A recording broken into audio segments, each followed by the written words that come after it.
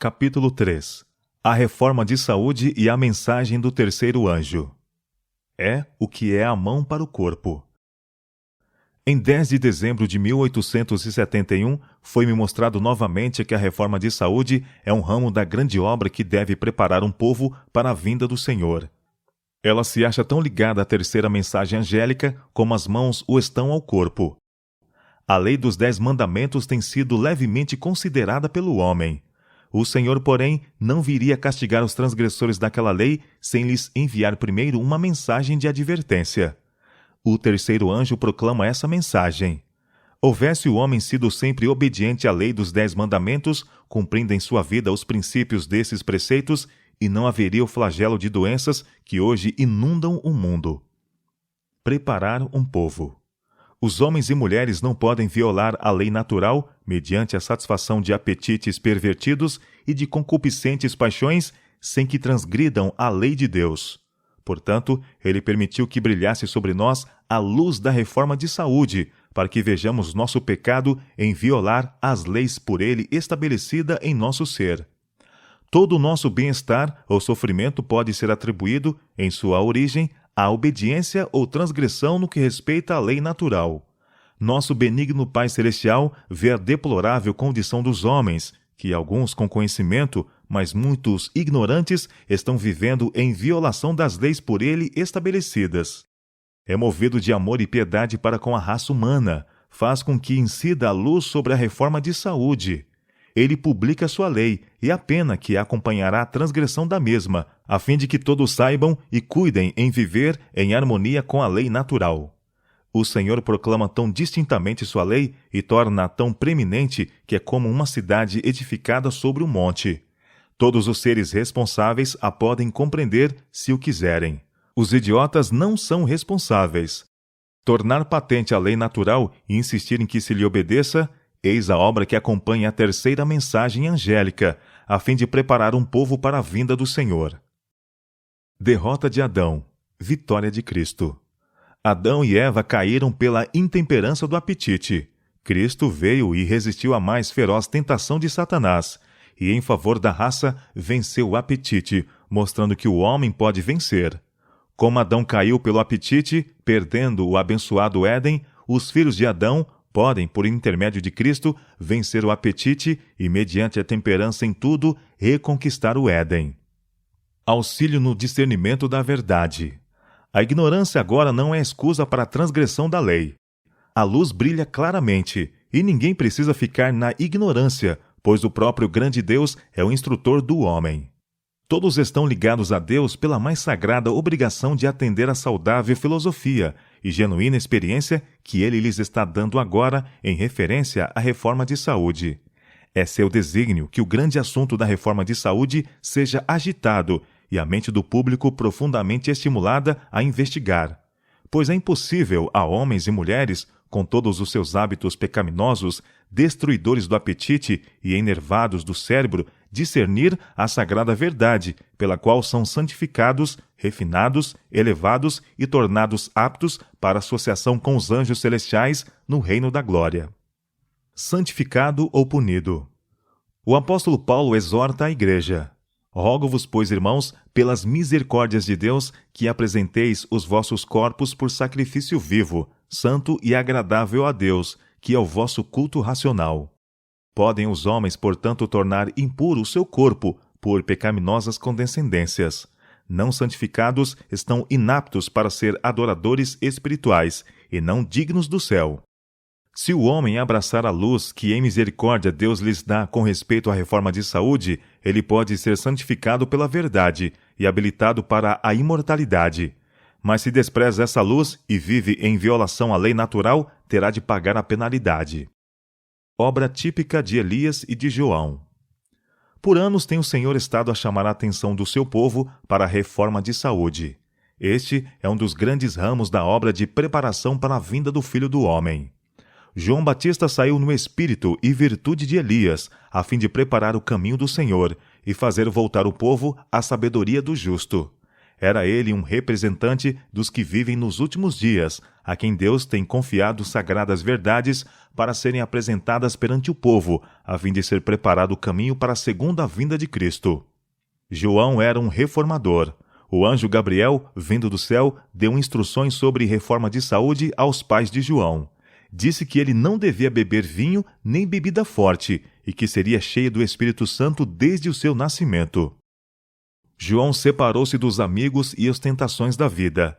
A simplicidade de seu vestuário, feito de pelos de camelo, era uma permanente reprovação à extravagância e exibição dos sacerdotes judeus, bem como do povo em geral.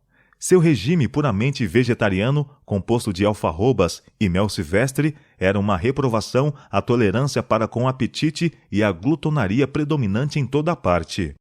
O profeta Malaquias declara: Eis que vos enviei o profeta Elias, antes que venha o grande e terrível dia do Senhor.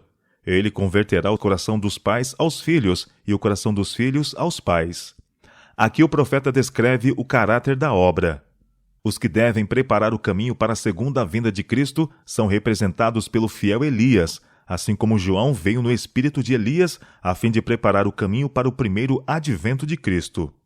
O grande assunto da reforma deve ser agitado e a mente do público deve ser estimulada.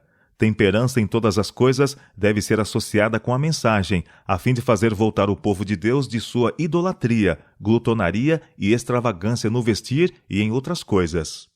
Um marcante contraste. A abnegação, humildade e temperança requerida dos justos, a quem Deus de maneira especial guia e abençoa, deve ser apresentada em contraste com os hábitos extravagantes e destruidores da saúde dos que vivem neste século degenerado. Deus tem mostrado que a reforma de saúde está intimamente relacionada com a mensagem do terceiro anjo, como a mão está com o corpo. Não se encontra em parte alguma tão grande causa de degenerência física e moral como a negligência deste importante assunto. Os que lisonjeiam o apetite e a paixão e fecham os olhos à luz por temor de que irão ver pecaminosas condescendências que não estão dispostos a deixar, são culpados perante Deus. Quem num caso vira as costas à luz, endurece o coração para desconsiderar a luz em outros casos. Quem viola obrigações morais em questões de alimentação e vestuário prepara o caminho para a violação dos reclamos de Deus com respeito a interesses eternos. O povo a quem Deus está dirigindo será um povo peculiar, não se assemelhará ao mundo, mas se seguirem as indicações de Deus, cumprirão seu propósito e submeterão sua vontade à vontade dele. Cristo habitará em seu coração. O templo de Deus será santo. Vosso corpo, diz o apóstolo, é o templo do Espírito Santo. Deus não requer de seus filhos que se privem com prejuízo da força física. Requer deles que obedeçam à lei natural, a fim de ser preservada a saúde física. O caminho da natureza é a estrada que ele traça, e é ampla bastante para todo cristão. Deus, com mão pródiga, proveu-nos com ricas e variadas beneficências para nosso sustento e deleite. Mas para que possamos desfrutar o apetite natural, que preservará a saúde e prolongará a vida, ele coloca restrições ao apetite. Diz ele: cuidado, restrinja, negue o apetite antinatural. Se criamos um apetite pervertido, violamos as leis de nosso ser e assumimos a responsabilidade do abuso de nosso corpo de acarretar enfermidades sobre nós próprios. O lugar da reforma de saúde. A indiferença com que os livros de saúde têm sido tratados por muitos é uma ofensa a Deus. Separar a obra de saúde do grande corpo da obra não é ordem sua. A verdade presente repousa na obra da reforma de saúde, tanto quanto nos outros aspectos da obra do Evangelho. Nenhum ramo, quando separado dos outros, pode ser um todo perfeito. O Evangelho da saúde tem hábeis advogados, mas sua tarefa tem sido dificultada porque muitos pastores, presidentes de campo e outros em posições de influência têm deixado de dar à questão da reforma de saúde a atenção que lhe é devida. Eles não têm reconhecido nela sua relação para com a obra da mensagem como o braço direito do corpo. Enquanto pouquíssima consideração tem sido mostrada a este departamento por muitos do povo e por alguns do ministério, o Senhor tem mostrado por ela consideração, dando-lhe abundante prosperidade. Quando devidamente conduzida, a obra da saúde é uma cunha de penetração, abrindo caminho para que outras verdades alcancem o coração. Quando a mensagem do terceiro anjo for recebida em sua plenitude, a reforma de saúde terá o seu lugar nos concílios dos campos, no trabalho da igreja, no lar, à mesa e em todos os arranjos do lar. Então o braço direito terá utilidade e protegerá o corpo.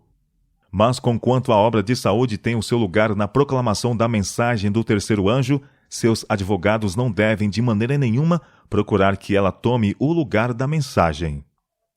Necessidade de domínio próprio. Um dos mais deploráveis efeitos da apostasia original foi a perda do poder de domínio próprio por parte do homem. Unicamente à medida que esse poder é reconquistado, pode haver real progresso.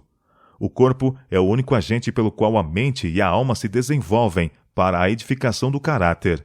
Daí o adversário das almas dirigir suas tentações para o enfraquecimento e degradação das faculdades físicas. Seu êxito neste ponto importa na entrega de todo o corpo ao mal. As tendências de nossa natureza física, a menos que estejam sob o domínio de um poder mais alto, hão de operar por certo ruína e morte. O corpo tem de ser posto em sujeição. As mais elevadas faculdades do ser devem dominar. As paixões devem ser regidas pela vontade, e esta deve, por sua vez, achar-se sob a direção de Deus. A régia faculdade da razão, santificada pela graça divina, deve ter o domínio em nossa vida. Os reclamos de Deus devem impressionar a consciência. Homens e mulheres devem ser despertados para o dever do império de si mesmos, para a necessidade da pureza, a liberdade de todo aviltante apetite e todo hábito contaminador. Precisam ser impressionados com o fato de que todas as suas faculdades de mente e corpo são dons de Deus e destinam-se a ser preservadas nas melhores condições possíveis para seu serviço. Pastores e povo devem agir em harmonia. Uma importante parte da obra do ministério é apresentar fielmente ao povo a reforma de saúde, em sua relação com a mensagem do terceiro anjo, como parte e parcela da mesma obra. Não devem deixar de adotá-las eles mesmos e devem apresentá-la insistentemente aos que professam crer na verdade. A reforma de saúde, foi-me mostrado, é parte da mensagem do terceiro anjo, e com ela tão intimamente relacionada como são o braço e a mão em relação ao corpo humano. Vi que nós, como um povo, precisamos progredir nesta grande obra. Pastores e povo devem agir em harmonia. O povo de Deus não está preparado para o alto clamor do terceiro anjo. Eles têm uma obra a fazer por si mesmos, a qual não devem deixar para que Deus faça por eles. Ele deixou esta obra para que eles a façam. É um trabalho individual. Uma pessoa não pode fazê-lo para outra. Uma parte da mensagem, mas não a mensagem toda. A reforma de saúde está intimamente relacionada com a mensagem do terceiro anjo, mas ela não é a mensagem. Nossos pregadores devem ensinar a reforma de saúde, mas não devem fazer disso o tema predominante em lugar da mensagem. Seu lugar é entre aqueles assuntos que promovem a obra de preparação para enfrentar os acontecimentos previstos pela mensagem. Entre esses, ela é preeminente. Devemos sustentar toda a reforma com zelo, mas devemos evitar a impressão de que somos vacilantes e sujeitos ao fanatismo. A reforma de saúde está tão intimamente relacionada com a mensagem do terceiro anjo como o braço está para com o corpo, mas o braço não pode tomar o lugar do corpo. A proclamação da mensagem do terceiro anjo, os mandamentos de Deus e o testemunho de Jesus, eis o fardo de nossa obra. A mensagem deve ser proclamada em alta voz e deve ir a todo mundo. A apresentação dos princípios de saúde deve estar unida a esta mensagem, mas não deve de maneira nenhuma ficar independente dela ou tomar de alguma forma o seu lugar. Sua relação para com as instituições médicas. Os sanatórios que se estabelecem devem estar íntima e inseparavelmente vinculados com o Evangelho. O Senhor deu a instrução de que o Evangelho deve ser promovido, e o Evangelho inclui a reforma de saúde em todas as suas fases. Nossa obra deve iluminar o mundo, pois este está cego aos movimentos que estão tomando lugar, preparando o caminho para as pragas que Deus permitirá venham sobre o mundo. Os fiéis atalaias de Deus devem dar advertência. Deve a reforma de saúde salientar-se mais preeminentemente na proclamação da mensagem do terceiro anjo. Os princípios da reforma de saúde encontram-se na palavra de Deus. O Evangelho da Saúde deve estar firmemente associado com o ministério da palavra. É desígnio do Senhor que a influência restauradora da reforma de saúde seja uma parte do último grande esforço para proclamar a mensagem evangélica. Nossos médicos devem ser obreiros de Deus, devem ser homens cujas faculdades tenham sido santificadas e transformadas pela graça de Cristo. Sua influência deve estar entretecida com a verdade que se deve dar ao mundo. Em perfeita e completa união com o ministério do Evangelho, a obra de reforma de saúde revelará seu divino poder. Sob a influência do Evangelho, grandes reformas serão feitas pela obra médico-missionária. Mas separai do Evangelho a obra médico-missionária e a obra ficará mutilada. Nossos sanatórios e nossas igrejas podem alcançar norma mais elevada e mais santa. A reforma de saúde deve ser ensinada e praticada por nosso povo. O Senhor está chamando para um reavivamento dos princípios da reforma de saúde. Os adventistas do sétimo dia têm uma obra especial a fazer como mensageiros que devem trabalhar pela alma e corpo dos homens. Cristo disse a seus discípulos: Vós sois a luz do mundo. Nós somos o povo de Deus assim denominado, para proclamar as verdades de origem celestial. A obra mais solene, mais sagrada, já entregue aos mortais, é a proclamação da primeira, segunda e terceira mensagens angélicas ao mundo. Em nossas grandes cidades, deve haver instituições de saúde que cuidem dos enfermos e ensinem os grandes princípios da reforma de saúde. Uma cunha de penetração. Tenho sido instruída que não devemos demorar em fazer a obra que necessita ser feita no setor da reforma de saúde. Por intermédio desta obra, devemos alcançar as almas nos caminhos e valados. Na providência do Senhor, posso ver que a obra médico-missionária deve ser uma grande cunha de penetração, por meio do qual a alma enferma pode ser alcançada. Remove preconceito e aumenta a influência. Muito do preconceito que impede a verdade do terceiro anjo de alcançar o coração do povo podia ser removido, se mais atenção fosse dada à reforma de saúde. Quando o povo se torna interessado neste assunto, o caminho fica muitas vezes preparado para a entrada de outras verdades. Se virem que somos inteligentes com relação à saúde, estarão mais prontos a crer que somos corretos também em doutrinas bíblicas. Este ramo da obra do Senhor não tem recebido a devida atenção, e por causa desta negligência, muito se tem perdido. Se a Igreja manifestasse maior interesse nas reformas pelas quais o próprio Deus está procurando prepará-los para a sua vinda, sua influência seria muito maior do que é agora. Deus tem falado ao seu povo e deseja que ouçam e obedeçam a sua voz. Embora a reforma de saúde não seja a terceira mensagem angélica, está com ela intimamente relacionada. Os que proclamam a mensagem devem ensinar também a reforma de saúde. É um assunto que precisamos compreender a fim de estarmos preparados para os eventos que estão bem perto de nós, e ela deve ter um lugar de evidência. Satanás e seus instrumentos estão procurando embaraçar esta obra de reforma, e tudo farão para perturbar e sobrecarregar os que sinceramente nela se empenham. Todavia, ninguém precisa ficar desencorajado quanto a isto, ou por causa disto cessar os seus esforços. O profeta Isaías assim fala de uma característica de Cristo: não faltará nem será quebrantado, até que ponha na terra o juízo. Portanto, não falemos de fracasso nem de desencorajamento, nós os seus seguidores, mas lembremos o preço pago para que o homem ficasse livre e não perecesse, mas tivesse a vida eterna. A obra da reforma de saúde é o meio empregado pelo Senhor para diminuir o sofrimento de nosso mundo e para purificar sua igreja.